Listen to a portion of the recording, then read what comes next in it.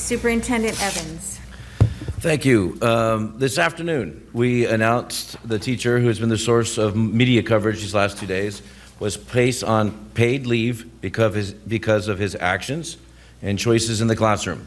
Natomas Unified will be taking the legally required next steps to place the teacher on unpaid leave and terminate the teacher. Natomas Unified supports individual freedoms and freedoms of expression. This case is not about that. The totality of classroom decisions and choices made by the teacher violated district policies, state education code, and broke a trust with our students and families that they expect history, social studies teachers to teach civics without bias or favoring their own personal beliefs. They must share facts and information around differing perspectives as well.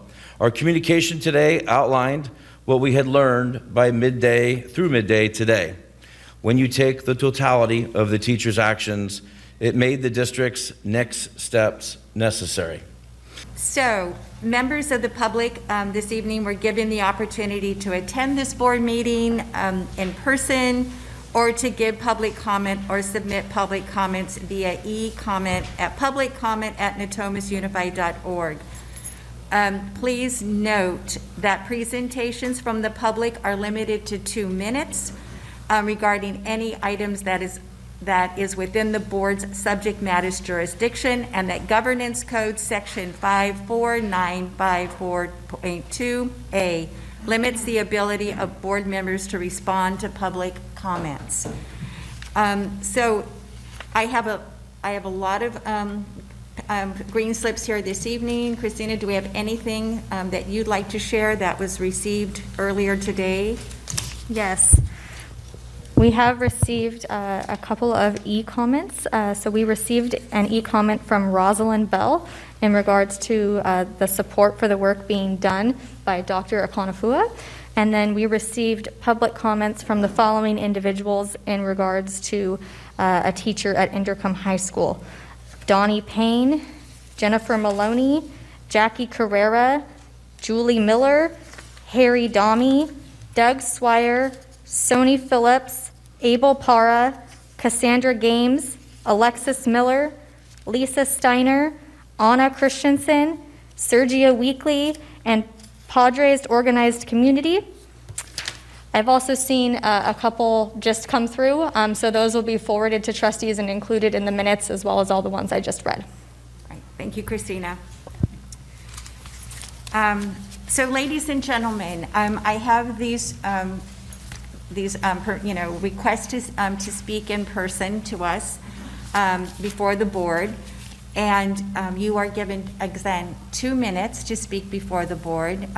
We ask that you please follow that guideline, and I will also call people up in the order that these forms were received. If I mispronounce your name, I apologize in advance. Some people I can read your writing, others I can't, but I will do my very best to make sure that all of you get a chance. So I'm going to call out the first 3 names so that you can make your way to the podium if you are out in the hall. Timothy, I believe it's Snowball, Lance Christensen, and Mr. Gomez, and Richard Bowfinger. All right, thank you, Richard. All right. So in that order that I called your name. Thank you.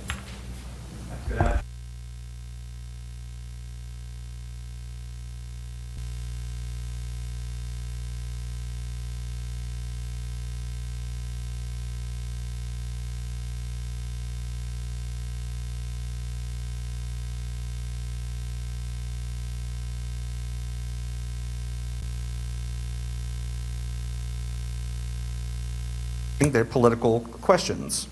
How can we explain this shift?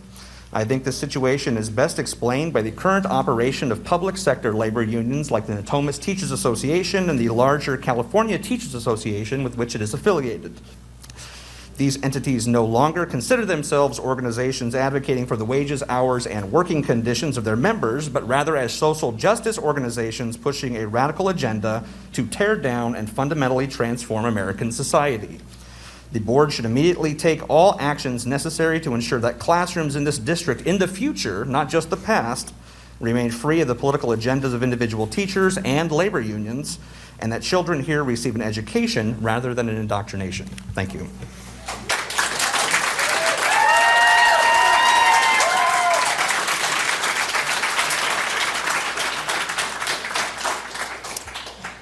So, Mr. Christensen, just before you speak, can you see I cannot see the monitor that, there, okay. All right, I'll rely on, I can't see it either. oh, okay, we can't see it. The green, yellow, whatever it is, red. Trustee Heredia, I know this may be unpopular, but I would like to request, as it is required of all of our students and staff, that everybody in this room wear a mask for my safety and my children's safety, if they're up here and speaking. Let's get on with it. Yeah, let's go. Let's go. We've all been in here without a mask long enough. We can speak without it. Yeah.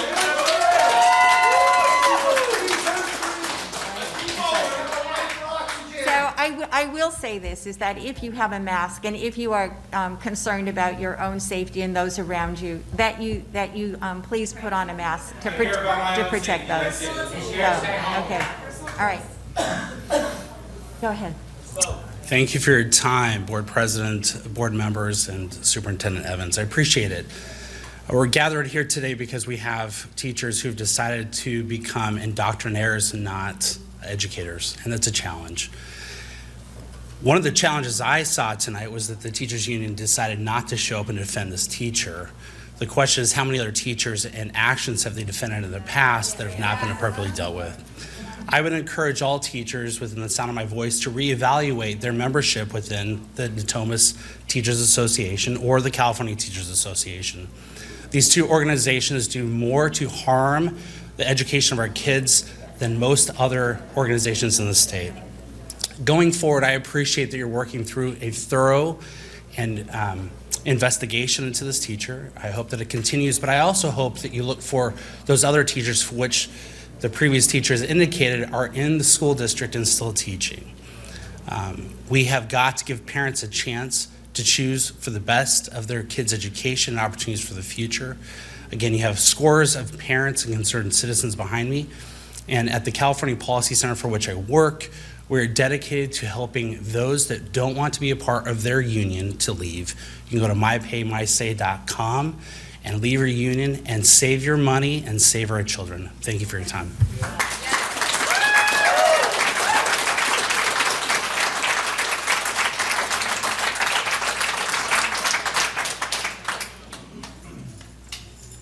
For Gomez, was it Paisley? Thank you, that's okay. I speak for my son and any child who doesn't have a parent to be their voice. What has been exposed about Gabriel Geip by Project Veritas is exactly what I was concerned about happening at Babcock Elementary, Twin Rivers Unified School District, whom was and is not allowing parents or guardians on campus. As educators, your job is academics, not morals, not values, religion, political ideology, or anything outside of academics. We have 24 Sacramento students who are abandoned in Afghanistan. You guys are sitting here saying you have somebody preaching communism on paid leave. Do those lives mean nothing to you? What will you say to those children's peers who are asking, where are my friends? When are they coming home? And you stand by this man preaching Antifa and communism in our classrooms. A disgrace. Any teacher or staff pushing anti-American, hateful, or political agendas against America on our students, families, or communities, we want you out. Now. Not paid leave and not in a week or two. Now. That's right.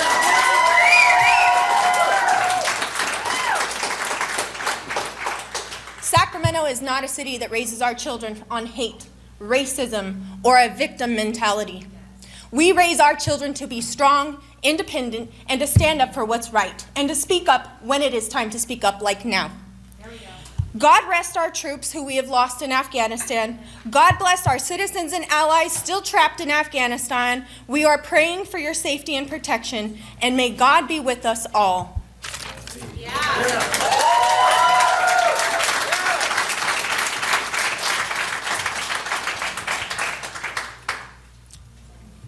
I want to commend the board for taking the right action and terminating this guy. The board needs to take notice that the parents in this district want their kids taught skills and knowledge that will help them to be productive members of this society and of this country to whom we have just finished pledging our allegiance to. Not to be disruptors and to participate in the overthrow of their parents' values or the values of the founding of the United States of America. Having had this man's blatant abuse of his position go on for the last several years that he's been here, casts a shadow of doubt over the management of who's hiring and who's evaluating what's going on in our classroom. And I want to exhort the board members to pay much closer attention to the core purpose that this district was founded for, and that is to educate our kids, not to indoctrinate them. Thank you.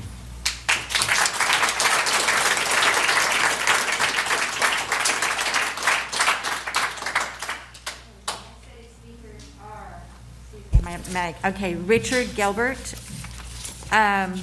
Monique Hochman, Jennifer Lane, and I'm sorry, I'm trying to read this. Veritas. Project Veritas. Project. I'm sorry. I'm trying. I recognize that, but I wasn't. I'm trying to. Didn't know if you put another name in front of there. I couldn't see it.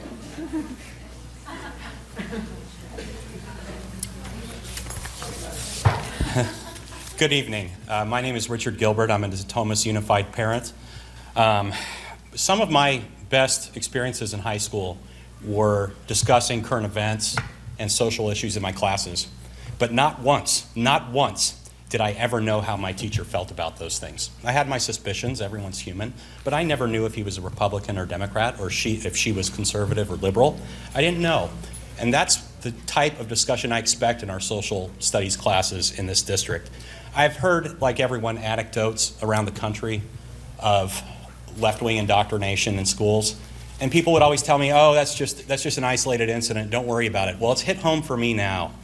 And I'd like to say that I'm glad the board has taken this action to start the process to fire this individual. I know it's not something that can be done overnight, but this does not begin and end with him.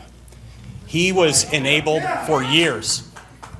Complaints were filed and nothing was done. And people bear responsibility for that, whether it's the principals, whether it's administration, whoever. And I ask for a full investigation to root this out, not just from Inderkum High School, but from this district.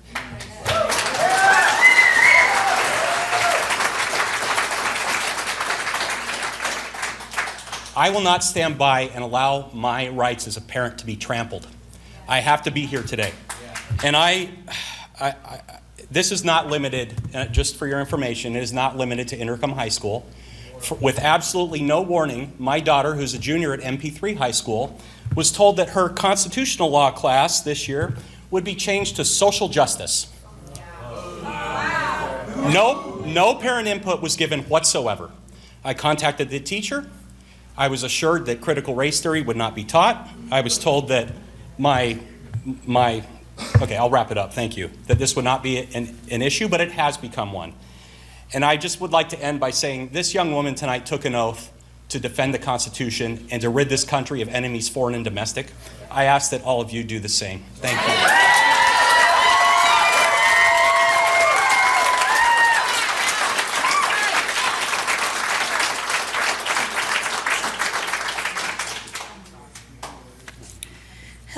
I'm Monique Hockman. We have been quiet for too long about you trying to take our rights away as parents. We were silent when you took away our medical and religious exemptions away for vaccinations and when they became mandatory for our kids to attend school. We were silent when you mandated these masks on our children. When the CDPH and Cal OSHA knows that at maximum they're worth 10% effective. We were silent and some unaware when you began mentioning sexual preferences in kindergarten. Yes. We have been silent when you began teaching explicit sexual education in 8th grade and not giving us this information ahead of time.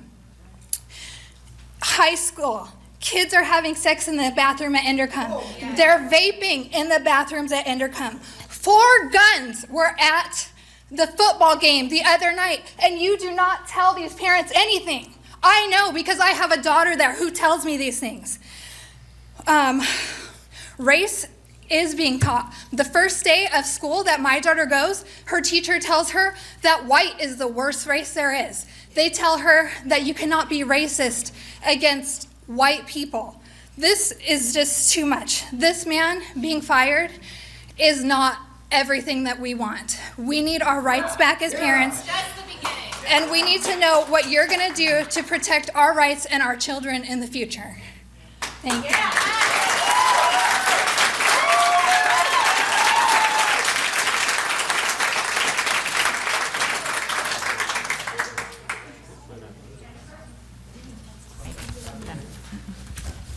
Thank you for allowing me to speak, and I also want to thank Project Veritas for exposing this, because without their due diligence, you guys would have done nothing, because you did nothing when these students complained. And when a student complained, Mr. Geip stood up before the class and bullied him and said that if this flag bothers you, you must be who it's supposed to bother. He told the students to put their photos up on the wall to identify their ideologies. Children do not come to school to identify their ideologies. They come to school to learn to become productive citizens. My brother graduated from Inderkum with a 3.9 GPA. He and his fellow peers, right after graduation, joined the United States Marine Corps. And I cannot imagine that if that person taught my brother what path he would have been on if he was brainwashed and indoctrinated in this crap that he is teaching, that you guys are paying him to teach, that we are paying him to teach. My brother is a proud Native American Marine, and my sign says, the motto in residential school was to kill the Indian and save the child. Mr. Geip is killing the American child and saving communism. Is this a residential school or is this a public school?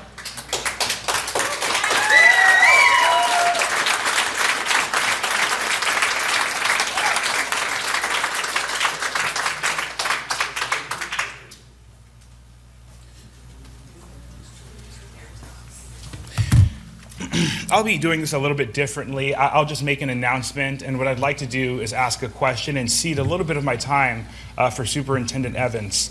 We've attempted to get comments from the school district.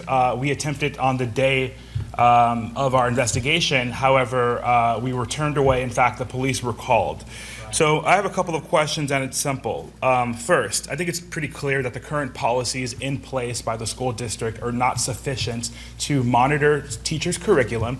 And my question is simply, are there going to be a change to those policies?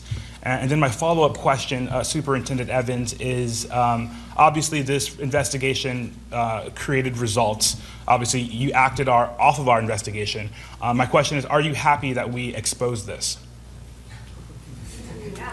Unfortunately, public comment doesn't allow me, as the president shared, to exchange. I understand, sir. Hopefully.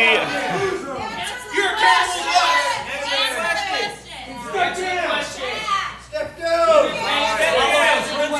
All right, so I think I noted Evans, earlier that, if you're not willing to give a public comment now, I understand that based upon the rules of the decorum. If you'd be willing to speak with us afterwards, I think that would do a lot to alleviate some of the concerns. I've noticed you gave an interview to the Sacramento Bee. Yes.